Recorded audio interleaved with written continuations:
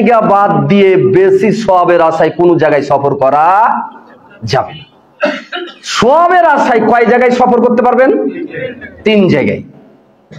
লা তুসাদ্দুর রিহালু ইল্লা ইলা সালাসাতি মাসজিদ। 3 জায়গা ছাড়া নেকির উদ্দেশ্যে কোনো জায়গায় সফর করা বৈধ নয়। 1 আল মসজিদুল হারাম, আল মসজিদুর রাসূল, আল মসজিদুল আকসা। মসজিদে হারাম কাবা শরীফ, মসজিদে নববী মদিনাতে যে মসজিদ, মসজিদুল আকসা ফিলিস্তিনে যে মসজিদ আকসা, যেটা ইসরায়েলের সাথে যে মসজিদ নিয়ে বরাবর দ্বন্দ্ব চলতেছে। এই 3 মসজিদে নেকির জন্য সফর করতে পারবেন, জায়েজ আছে। শুধু জায়েজ না, আপনি করতে পারবেন, দলিল আছে এবং সব পাবেন। যেমন মসজিদুল হারামে সালাত পড়লে এইসব মসজিদের তুলনায় 1 লক্ষ গুণ নেকি বেশি পাবেন। মসজিদুল নববীতে যদি পড়েন তাহলে 1000 গুণ বেশি নেকি পাবেন। আর মসজিদুল আকসাতে 500 গুণ বেশি নেকি পাবেন। মসজিদে নববীকে অনেকে 50,000 বলেছেন, এই হাদিসটা সহি নয়, 1000টা সহি, আর এটা 500। এছাড়া কোনো জায়গায় আপনি কোনো জায়গায় যদি মনে করেন যে অমুক জায়গায় গেলে বেশি সওয়াব হবে, সেটাই শিরক হবে। সেটা কি হবে? কিছুদিন আগে, যে কয়েকদিন আগে টুঙ্গির মাঠে ইজতিমা হয়ে গেল, জনসমাবেশে প্রচার আছে, ওখানে গেলে নাকি হজ্জের নেকি পাওয়া যায়।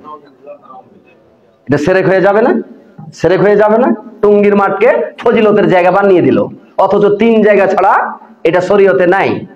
আরো বলা হচ্ছে কি, ওদের বই কেতাবে লেখা আছে, দাওয়াতে তাবলীগ নামে একটা বই, ওনারা এতদিন অস্বীকার করছেন জনগণের তোপের মুখে পড়ে যে কাবাতে 1 লক্ষ, কিন্তু তবলীগের এই টুঙ্গির মাঠে গিয়ে পড়লে 49 কোটি গুণ বেশি নেকি পাওয়া যায়, মানে কাবার থেকেও বেশি পাওয়া যায়। আস্তাগফিরুল্লাহ পড়বেন, আস্তাগফিরুল্লাহ, নাউযু বিল্লাহি মিন যালিক। এরকম উদ্ভট কথা চালু আছে। আর দেখেছেন, মনে হয়েছে কাবা শরীফে সালাত পড়তেছে। দেখেছেন চিত্রটা? গোল হয়ে কাবার দিকে মুখ করে মানুষ যেমন গোল হয়ে সালাত পড়ে, কাবাকে ঘিরে সালাত পড়লে কাতার গোল হবে না? সেরকম কি কে ঘিরে যে সালাত আদায় করতে, ওখানে যে কি বরকতের ঘর আছে আল্লাহই ভালো জানে।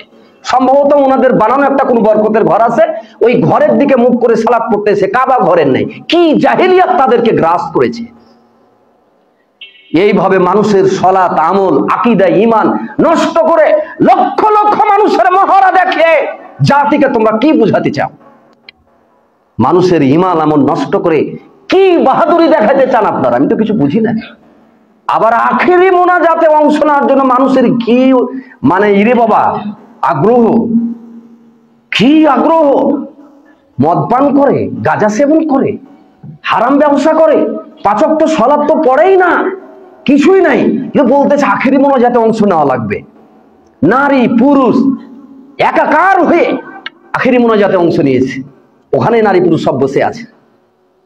অথচ মসজিদে যদি আমরা বলি যে খুতবা শোনার জন্য জামাতে পুরুষদের সঙ্গে তারা সালাত আদায় করার দলিল আছে, রাসূল পড়েছেন মহিলাদের নিয়ে, তাহলে তাদের অন্তরে খুব আঘাত লাগে। রাসূলের কথা শুনে আঘাত লাগে যে মহিলাদেরকে মসজিদে নিয়ে এই আহলে হাদিসের লোকেরা বেপরদা করতে চায়।